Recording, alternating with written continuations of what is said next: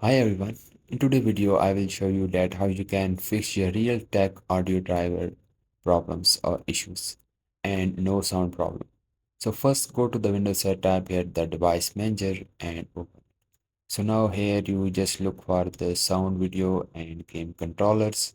So once you find this like the sound, video and game controllers, just double click on that and you will see the high definition audio device or the Realtek high definition audio driver. So you just need to right click on that, click on the update driver, click on the browse my computer for drivers, click on the let me pick from list.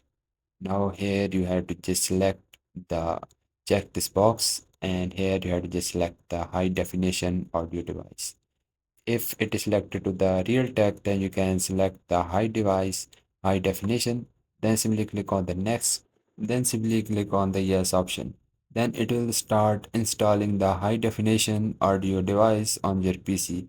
So once it was successfully updated, you just need to click on the close option.